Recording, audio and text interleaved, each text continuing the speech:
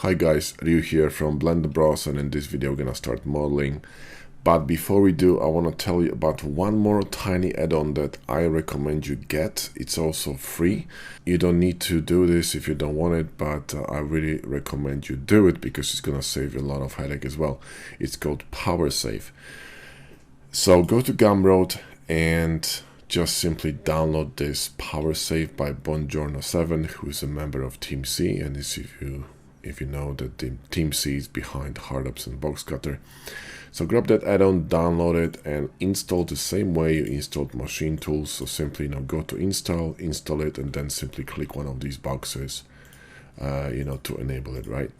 And save preferences, and then you're gonna see that icon here on the top.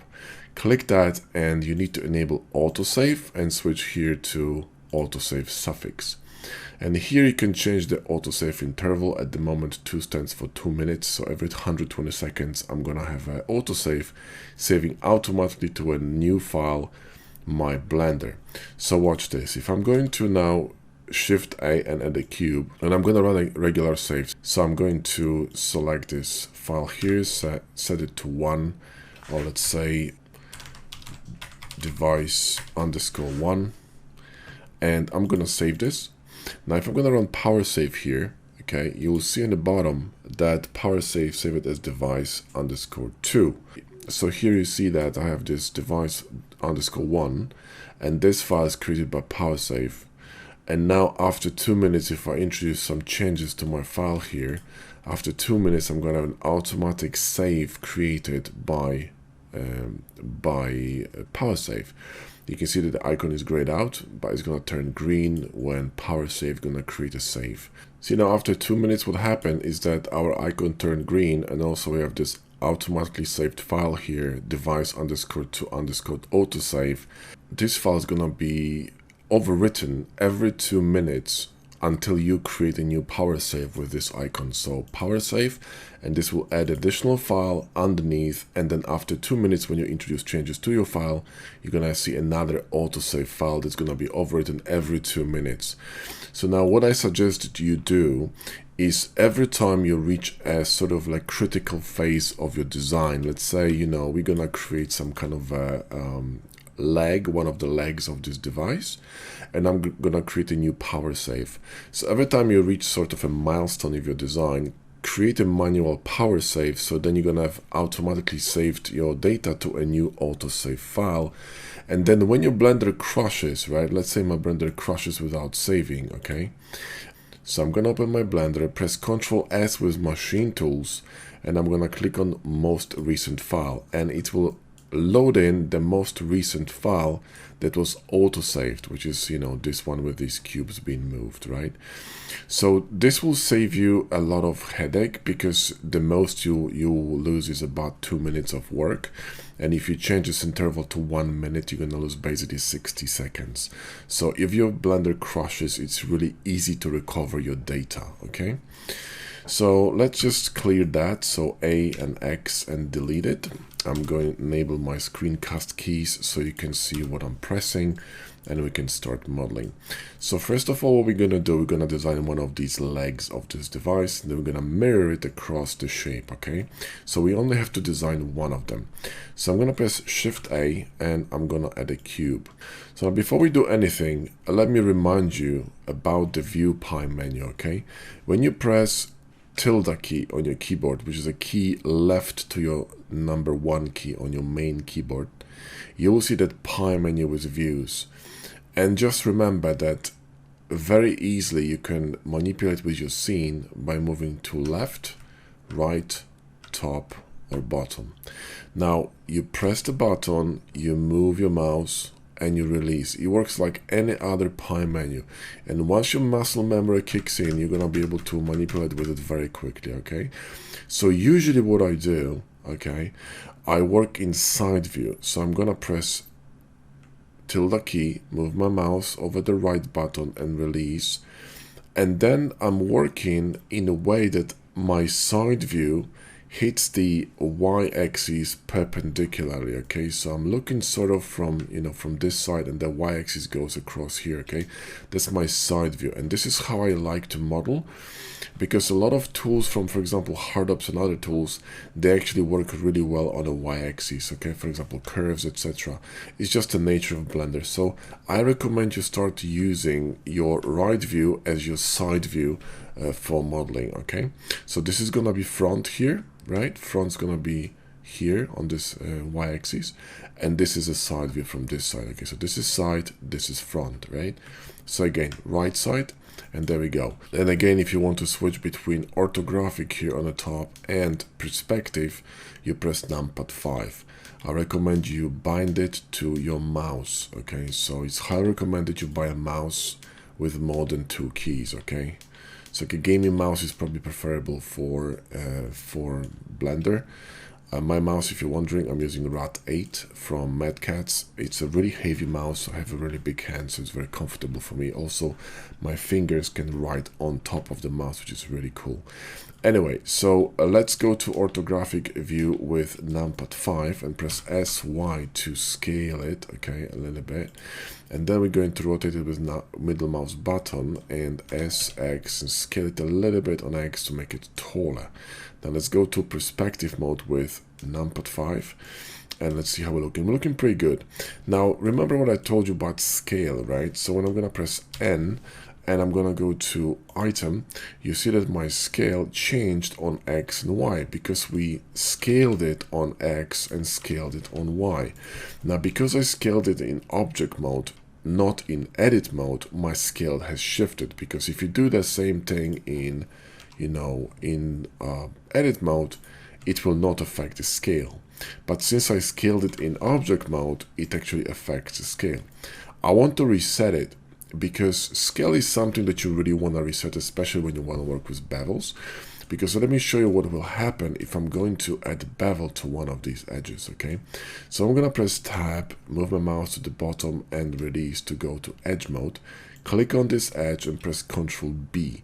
Ctrl B is a shortcut for bevel, and you can see that this bevel is really flat, okay?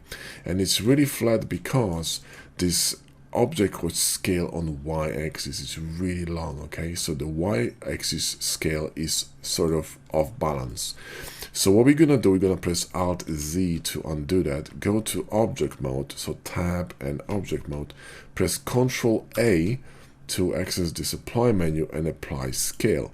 And you can see now the scale was reset to 1 by 1 by 1. So now when I'm gonna go back to edge mode, so tab, edge, and Ctrl B, now you can see that now the bevel is running at 45 degrees, which is basically perfect, right? So this is what you want to do. So you can use the kind of like an ununiform scale for artistic purposes if you want to, you know, run some really flat bevels. But I'm warning you that if you're going to be using modifiers like solidification, array, bevel modifier, etc., it will always, the scale will always affect how it looks. So remember to reset it. Now, if you're using add-ons, for example, like Box Cutter will automatically apply this scale when you start using cutters, which is again why we're using add-ons for hard surface modeling, because they save a lot of time. So now let's just Ctrl Z that, because that's not what I want to do with this shape. Let's go to side view, so tilde key and right view, and orthographic, and let's go to object mode. Now what I'm gonna do is I'm gonna duplicate this shape, Shift D, and move it somewhere here. I'm gonna rotate it with R, so press R and rotate it. Now I don't really have to press any axes because I'm working in orthographic view. When you work in orthographic view, the object is gonna be rotated along the axis you're looking at. So now we're looking through the x-axis, okay? X-axis is going straight towards this cube, right? So when I rotate it, it's gonna rotate it on x-axis here, right? Like this, see what I mean? So this is why I'm in orthographic view. So I'm gonna rotate it a bit, and when you hold Control, you can actually snap it to increments, which is really cool, okay? So you can define angles a little bit more accurately. So let's create an angle like that. Move this cube somewhere here. Maybe that's a bit too steep. So R, hold Control, and Let's do something like that. And now we're going to extend this cube a little bit on the x-axis, because you can see that they have identical width, which means there's kind of like a z-fighting here. We call it z-fighting. When two surfaces are on the same, occupy the same space in 3D view, and Blender doesn't know which one is on top of which, okay? So it's get confused. So when you have this kind of a situation, what you usually want to do, you want to make the cutter, because we're going to be using this as a cutter, a bit bigger. So you want to scale it on X. So SX, and you're going to scale it so it's actually wider than the one that you want to cut, right? So let's go to right view again, right?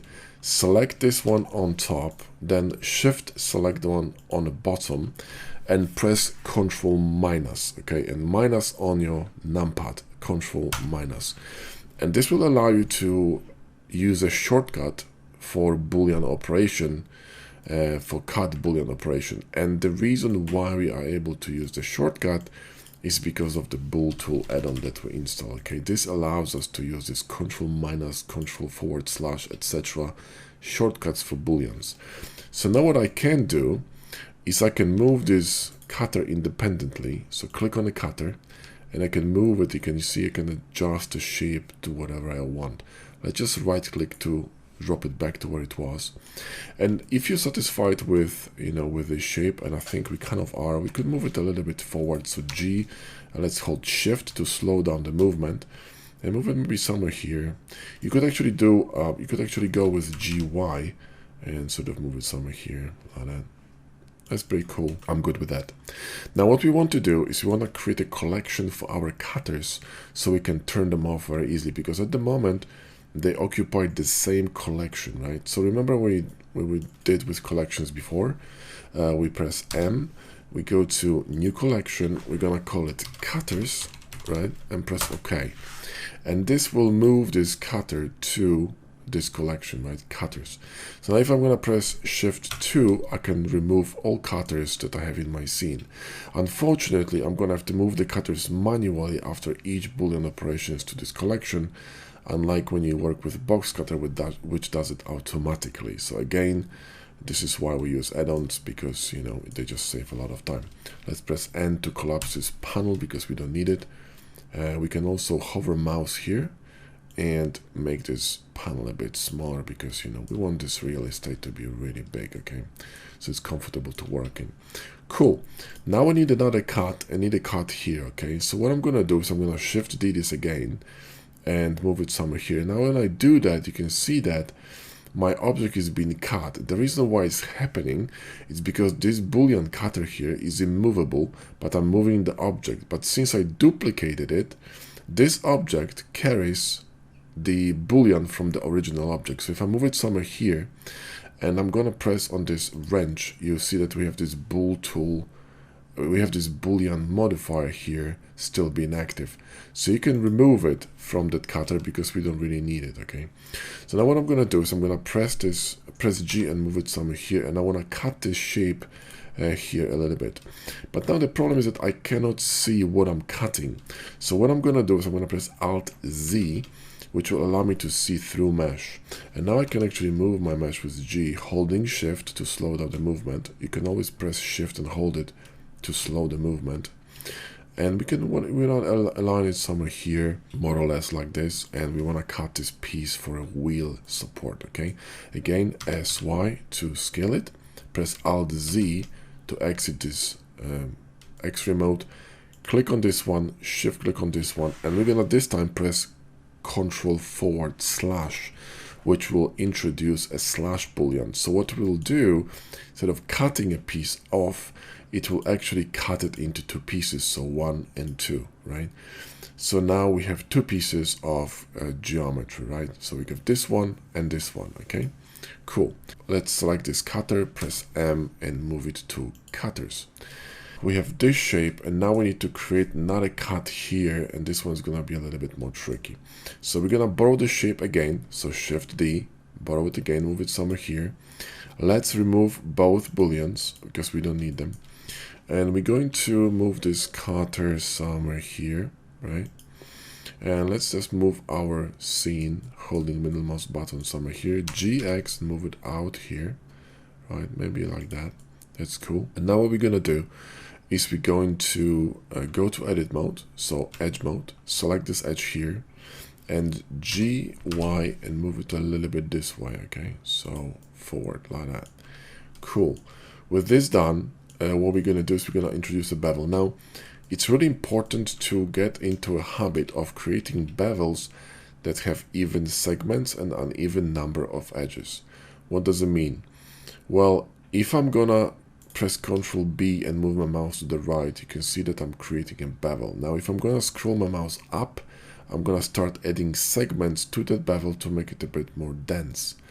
Now, you can see here in the bottom, right, there is a number of segments for that bevel.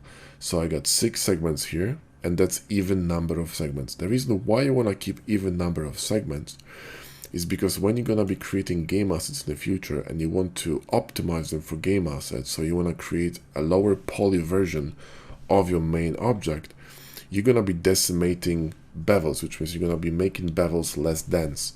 So you can easily select every second edge of your bevel, press X, and dissolve it, okay? And this will kind of cut the resolution of the bevel in half. If you have uneven number, you will have to remove one of these edges, which actually hold the flatness of this face or this face. So you don't want to disturb these outer edges. We're gonna use here maybe 8 segments, I would say. So scroll your mouse until you have 8 segments, and this should do, I think, okay? So side view, orthographic, and yeah, this is good. So next thing we're gonna do, we're going to go to a mode called local mode. Because you see now I cannot see through this mesh. I cannot see what's behind, right? I could go to, occlude mode and sort of select edges in here, but I want to show you this kind of like a local view, which is really, really useful. So when you press / on your keyboard, you're going to go to a mode called local view, which basically isolates your selected object from the scene. So now it's easy to select this edge here, right, in the back. So what we're going to do is select this edge here, and then we're going to hold Control and press on this edge here, which will select this entire edge, okay? And then we're going to press / to go back, right? And now what I'm going to do is I'm going to Control B that, and I'm going to actually create a bevel over there, right? Like this, and click. So now we have the bevel going on inside of this shape, right? So now let's cut it. Now, before we cut anything, what we need to do is we need to smooth this mesh out, because you can see there's a faceting going on. So now what we need to do in Vanilla Blender to smooth it, we need to do a few things. Right click on the mesh and shade smooth, which will create a very kind of like a really weird shading. To fix that, we need to add something called auto smooth, which will basically sharpen certain angles and smooth others, okay? So we go here to this tab with this triangle and then to normals, and you enable auto smooth, and this will fix the problem. And you have to do it for every single mesh. So right click, shade smooth, auto smooth. Right click, shade smooth, and auto smooth, right? So for every single mesh. Now we're gonna select this shape, shift select this shape, and Control minus. And we're gonna get this kind of a cool cut here in the middle. Now we can move this cutter, of course, if you want to. So we can select it and we can move it, so GX, and we can move it a little bit outside. Now, what I want you to pay attention to is not to move this cutter deep enough so it will actually, this bevel here will overlap with this edge. The reason is that we're gonna be running another bevel on this edge here, on this edge, okay, on this edge. So this edge here, right? So what you want to avoid is you want to avoid overlap of bevels. So you don't want to have this kind of a situation, right? Because in polygon modeling, when you start overlapping bevel, it's possible to do, but it requires a lot of work in terms of topology fixing, and it's a little bit more advanced. So it's better to avoid this for now. So we're going to move this cutter, on x-axis, but not deep enough, so there's a bit of a flat face left here. So kind of like that, and let's just go to object mode, and we're good to go. Before we remove this cutter, we're gonna mirror it to the other side, okay? So what we're gonna do is we're gonna add a mirror modifier. So let's go to modifiers, and we're going to add mirror modifier to that cutter, right? Now you can see that our main shape has disappeared, but that's okay, don't worry about it. Now we're gonna turn off the visibility of this modifier here in viewport. We're gonna select this pipette here, and we're gonna mirror this across this object, and we're gonna turn it back on. And now you can see that this cutter was mirrored across the shape on the x-axis to the other side. Okay, now we can press M and move it to cutters. So we are left with this shape, and this is pretty cool, right? So now what we're going to do is we're going to introduce some bevels. So let's grab this shape here and this one together. So click and shift click, go to edge mode, select this edge and Control B, and let's just bevel it with 8 segments. That's okay.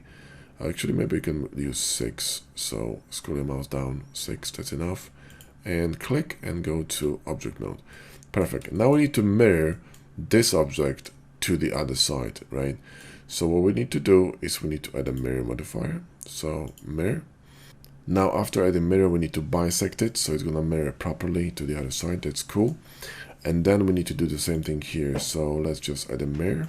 Okay. And bisect. Boom. And that's perfect. So this would do for now. And now we're going to actually cut this here a little bit to make it a bit more appealing, okay? So we're going to grab another cube, so Shift A and add another cube. And we're going to G and move it in here.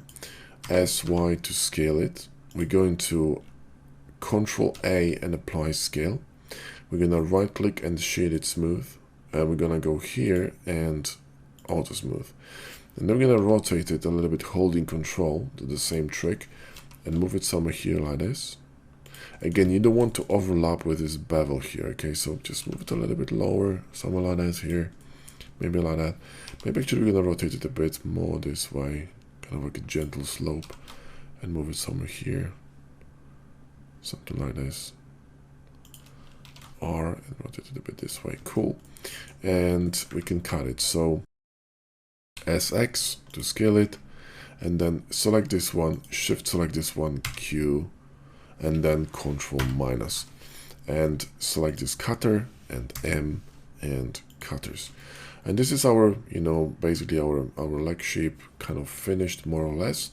Now we can start applying booleans. So here now, when you want to apply boolean, we need to click on this arrow, but you can see it's grayed out. Now the reason why it's grayed out is because this object shares data with this object. It's a piece of this object, right? So what we need to do, we need to go here and we need to click on this number to clear the linked data. So click on that, go back to modifiers, and then you can apply your boolean. So apply the boolean, apply another boolean, and we're left with a mirror, which is cool. Same here, we need to apply the boolean, apply this boolean, apply that boolean, and we can move this boolean to the top and apply it. So we're now left just with mirrors, and that's perfect. Okay, cool. So here what we can do is go to edit mode, right? And since we're mirroring from left to right, what we're gonna do is we're going to grab this edge here and Control B and scroll your mouse down to go back to chamfer, and we're gonna create something like this. Grab this edge here and G, Y, and move it a little bit this way. So it's gonna become like a more gentle slope here, right? It's cool. Grab this edge here and Control B, and here we're going to introduce about 6 segments, okay? So something like that, and click and go to object mode. It's gonna get mirrored to the other side automatically, okay? Cool. Now here, what we're gonna do is we're gonna introduce a chamfer. So we're gonna go to edge mode, right? We're gonna turn off this path through, select this one and hold Control and select this entire edge around here, and press Control B and hold Shift to slow down the movement. Scroll down to the chamfer and select it, kind of like a decent width of it. And then what we're gonna do is we're gonna hold Alt and click here to select this entire loop across, right? Control B, and we're gonna scroll this to, let's say, I would say 8 segments, and create like a really gentle slope. And now we got this really nice curvy surface here, and really interesting shape for this wheel. Now we're going to add cylinder. So let's go to Shift A and add a cylinder.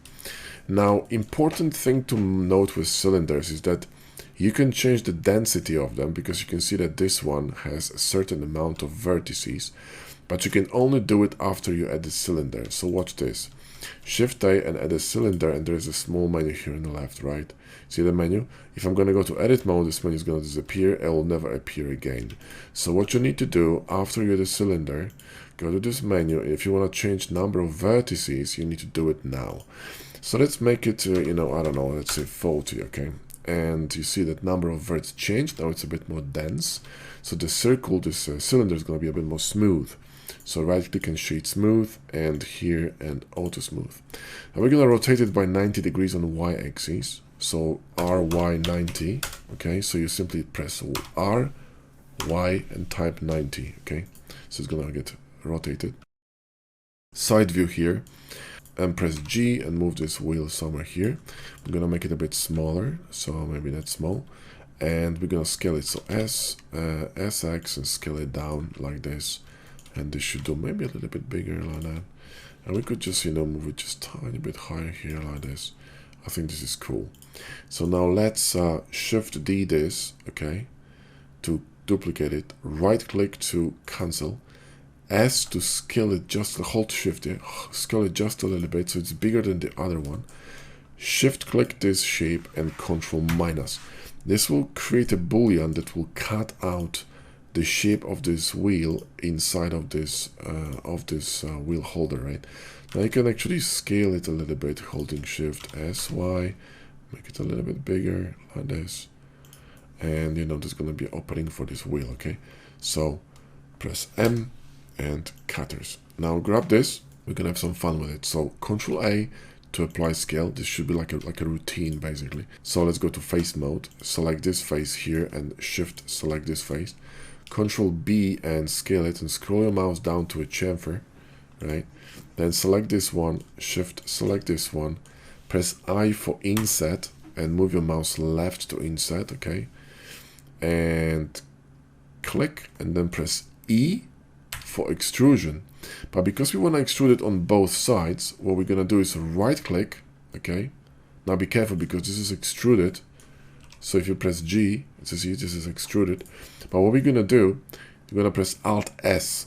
And Alt S will allow us to scale this on both sides along the normals of these faces. So press Alt S, and when you move your mouse down, it's going to go in. When you're going to move your mouse up, it's going to go outside. But if I'm going to rotate this to the other side, you see it's going to work on both sides, right? So here, press Alt S, move your mouse down, hold Shift, and scale it down a bit. Make sure here you're on individual origins, and then we're going to press F to scale it in to create like a tapered kind of opening. Then we're going to Alt click on this edge, which will select the whole loop. So go to Edge and Alt click on the edge here, right, to select the whole loop. Control B, hold Shift, and create this kind of a chamfer. So now we're going to symmetrize it to the other side, okay? So we're going to symmetrize this chamfer to the other side because we didn't actually chamfer this side. Now, before we do anything with symmetry, what we need to do is we need to apply rotation because rotation is flipped. So here, if I'm going to go to End Panel, you see that our rotation is the object is rotated by 90 degrees because we rotated on the y-axis. So we need to reset it, otherwise our local x-axis is going to go vertically. So watch, GX, that's the global, but if I press X one more time, that's local. So we need to reset it. So Control A and reset rotation to 0, right? So once we did that, what we need to do is press A to select all of the mesh, then go to Mesh, Symmetrize, and now you need to choose an axis. By default is -x to x, okay? So it's from left to right. You need to flip that, so you need to symmetrize from x to -x to the other side. And now you can see that you symmetrize this chamfer to the other side. Go to object mode and you're done, okay? Cool. Now symmetry will always introduce an edge in the middle. So if you want to remove that, alt click it, X, and dissolve it. If you're gonna delete it, it will actually delete all this, you know, all this geometry in the middle. So what you want to do is again dissolve it, right? Object mode, and we're done. Another thing we're going to do is we're going to move the origin point from this area to this area, because you can see that these two objects share the same origin point, this dot in the middle, because, you know, it was created, this one was created from the main object. We want to shift it back to this object. So now let's apply the mirror here for a second. So let's just apply the mirror and apply the boolean. And then what we're going to do is we're going to press Shift S and move our origin to geometry. Okay, so now it's here in this area, which is exactly what we want. Okay, another thing we can do is go to edge mode, and we could, you know, smooth this out a little bit. So create like maybe 4 segments here just to create a smooth bevel. Alt click this edge on the top, which will technically select the whole loop. If you want to check it, you can go to local view, so /. So if you want to select the other side of this mesh, what you want to do is hold Shift and Alt and click here. Okay, so now what we're going to do is we're going to Control B that, and we're going to scroll the mouse to create a chamfer. Hold Shift to you know, slow down the movement. Go to object view, and perfect. Now what we need to do is we need to symmetrize it to the other side, this chamfer, right? So let's go to edit mode, select everything, go to mesh, symmetrize, and it should remember the +x to -x. So this bevel here gets symmetrized to the other side. Okay, so object view, and perfect. This is now done. And the last thing we're going to do is we're going to apply bevel to the whole thing, and also weighted normals. Okay, so click on this object, and let's just go here to modifiers and click on the bevel. Now there are a few things we need to do to make this look civil. First of all, we need to move the bevel above the mirror. Okay, so first we bevel, then we mirror. Secondly, we're going to hold Shift, we're going to change this amount to something a little bit less insane. Okay, right, so kind of a smaller bevel. Increase the number of segments to 3. Okay, and then what we're going to do on top of that, we're going to change the miter, because you can see that there's kind of like a nasty squarish beveling here. The reason for that is when you go to, I think it was under geometry, right? Miter outer should be set to arc, and this is going to, you know, smooth things out a little bit. Right click, shade smooth, and make sure that auto smooth is on, and everything is PG. Now you see that we got some shading problems all over the mesh, right? The reason for that is because bevel now has introduced kind of like a really weird auto smoothing on large surfaces. To fix that, we need to add one more modifier, and that's weighted normal. So let's go here, let's collapse these two modifiers. Okay, click on that and click on weighted normal, and this one should be always at the bottom of the stack. Okay, so you can, if you have it somewhere here, you need to move it to the bottom, right? And never apply this. Okay, never apply this modifier, not even when you're exporting the mesh. Okay, just don't touch it. So the bevel is a little bit crazy here, so we're gonna make it a bit smaller. So hold Shift, and we can just, you know, just make it a little bit smaller, and it should be cool. Perfect. And now what we can do is we can sort of copy these modifiers to this piece. So watch this. We're gonna select this piece, Shift select this piece, press Ctrl C, and thanks to the add-on we installed, this Blender add-on called Copy Attributes menu, we can actually copy modifiers. So Ctrl C and copy modifiers. Okay, so here, copy modifiers. This will copy the mirror, the bevel, and the weighted normals to this mesh, and it will ensure that we're gonna have the identical bevel running on both meshes, which is really cool, right? The last thing I want to do is I want to make this piece a bit smaller, but I want to make it smaller only on this side. Okay, so what I want to do is I want to move this bit a little bit to the right. So we can do this in edit mode. Let's go to vertex mode. Let's click here to clean that. And now I want to select all the vertices across the whole mesh. To be able to do that in orthographic view, right, I need to be able to see through mesh. So press Tab and click on Occlude. Then press B, select these shapes here and release your mouse. And then press GY, and you can move it, just this shape here a little bit to the front. Okay, then I'm gonna click here, press B, select the top bits, GZ, and move it just a little bit to the bottom. So there's a tiny gap between these two sheep, suggesting that this part now can move. What I want to do is I want to make sure that this part moves with the wheel, so the wheel moves with it. So what we're going to do, we're going to parent this wheel to the shape. So this one's going to be a parent, this is going to be a child, okay? So select the shape, shift select this object, press Ctrl P, and click on Object Keep Transform. This will allow you to keep transformation or any transformations that you have running on these objects, like rotation, scaling, etc. So Object Keep Transform. This will create kind of like a line between these two objects, like a dotted line. But when I'm going to move now this object, the wheel's going to move with it, which is really cool. If you want to clean that parenting, you simply click on Object and press Alt P, and you click on Clear and Keep Transformation. This is going to revert this parenting, okay? Cool. Awesome. And now what we're going to do is we're going to click on this, shift click on this one, Control P, and parent that to this main object. So when I'm going to move this one, everything else will move with it. The last thing I want to do, I want to copy the bevel and the way it almost to the wheel. So click on the wheel, shift click here, Control C, and copy modifiers. And another thing I want to do is I'll create kind of like a sort of like a wheel holder.